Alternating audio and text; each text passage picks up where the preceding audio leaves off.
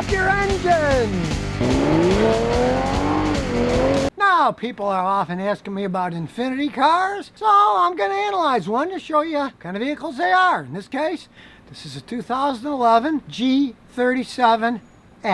Now, when it was brand new, this vehicle was about $40,000. It's got a V6 engine, which has 328 horsepower.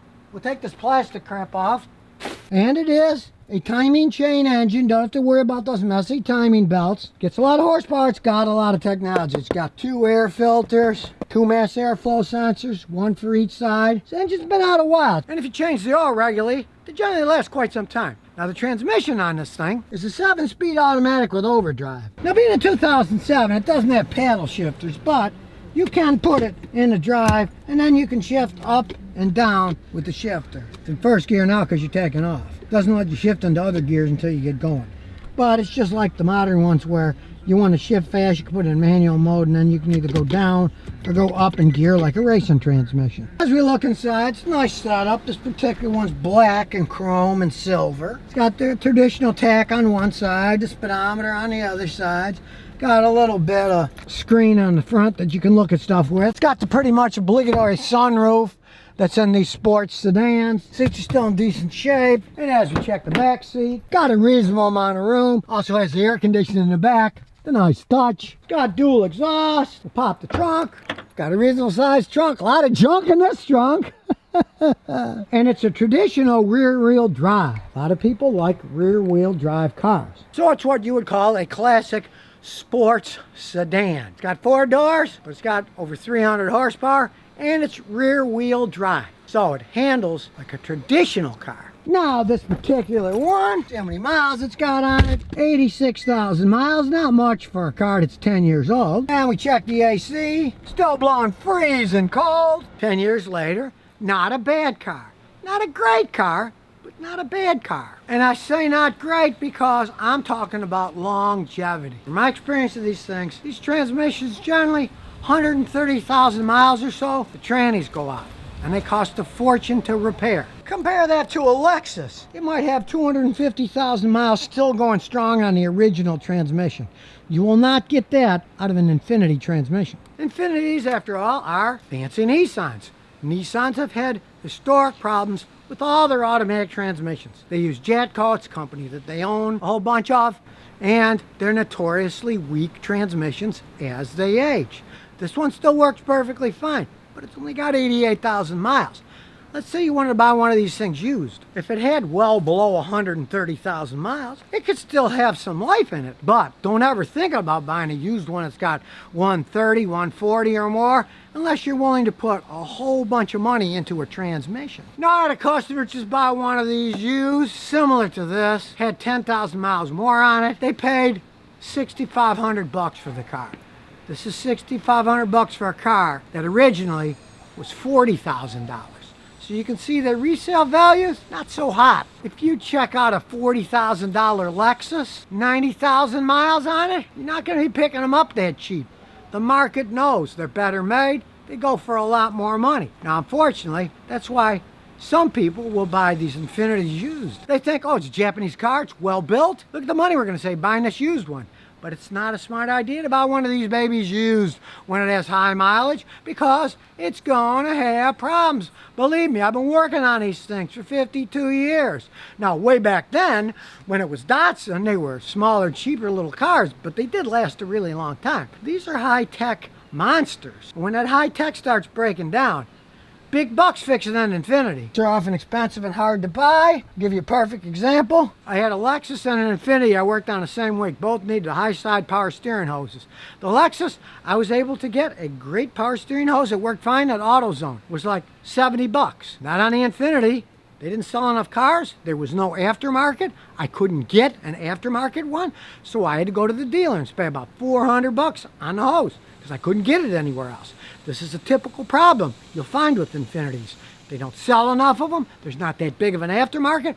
And when you do need a part, go to the dealer. They're going to jack it up because they know you can't get it anywhere else. And if you look around down here, there's a lot of plastic crap. This one's 10 years old. All that plastic crap is starting to crack now. Gonna need replacing, and repairs get expensive. Close the hood and just take a general overview. It's still a sharp looking car. They know how to design them. And being rear wheel drive, they got a nice sporty driving experience. So let's take it for a ride and see how it feels. See how it starts up. Does start right up. Now let's see how it goes. We'll step on the gas. Hey, it goes pretty good.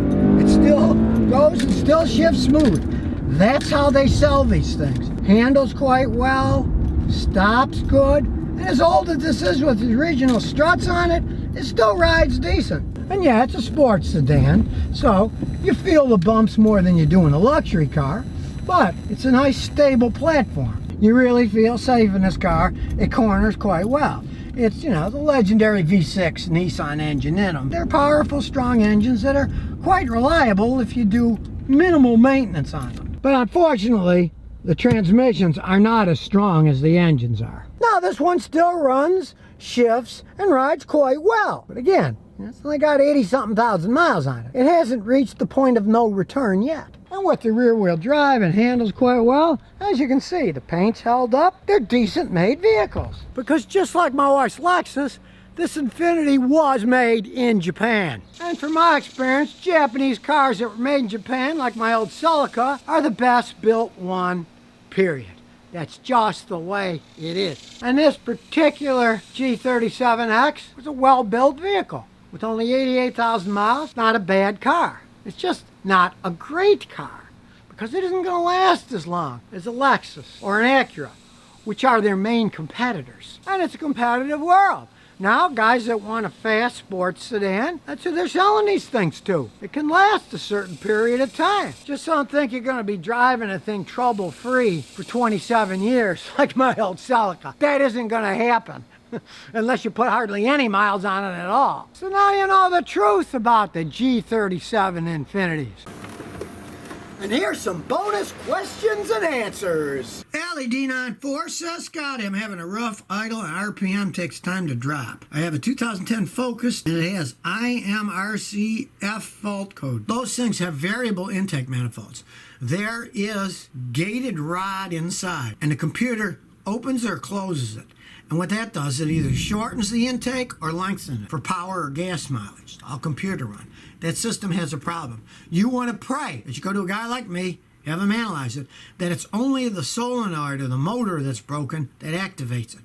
Because if it's internal to the intake manifold, odds are you're going to have to buy a new intake manifold, have that new whole assembly put in and reprogrammed to fit your car. Sometimes you can try spraying a bunch of cleaner because sometimes they carbon up inside, and if you're lucky, a bunch of cleaner in the intake might free it up. But do have a mechanic check it first and pray it's the external part where they can just replace electronic solenoids and not have to mess with the internal parts of the intake manifold. It's a crazy design. A lot of companies are going through that, and Ford seems to have more problems than any of them, that they didn't build them that well and they carbon up inside and then they stick. I don't know. They're getting too carried away with themselves to get a little bit more power, a tiny bit better gas mileage.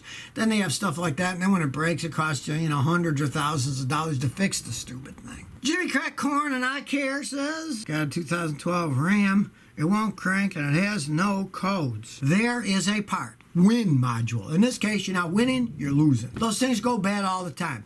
If you go to where the module is, the simple test is crank the engine over, and if you see there's power going into that module, but there's no power coming out, that's it. You're going to have to pay a mechanic to do it, because even if you buy the module and plug it in, the car won't start then. It has to be reprogrammed to be activated with the computer system in the car. But I see those wind modules go bad all the time in those Chryslers. Just, another bunch of crap that Chrysler makes and sells to the public, and then it breaks and they don't recall them when they should, and then you got to pay a bunch of money to fix them. Which is why I say don't buy them in the first place. You should have never bought that thing with 225,000 miles. That's when they become endless money pits. I get many of them come over here, towed over here, and I look at them and I check them and I tell the customer, look, this thing probably needs $2,000-3,000 worth of work. Just get rid of the thing. Don't put any more money in the thing. It's a pile of junk. And most of them listen to me. And the ones that don't, if they go somewhere else, then they spend thousands of dollars, and then a year or so later, or even sooner, they break again, and then they kick themselves for not listening to me in the first place. So if you never want to miss another one of my new car repair videos, remember to ring that bell.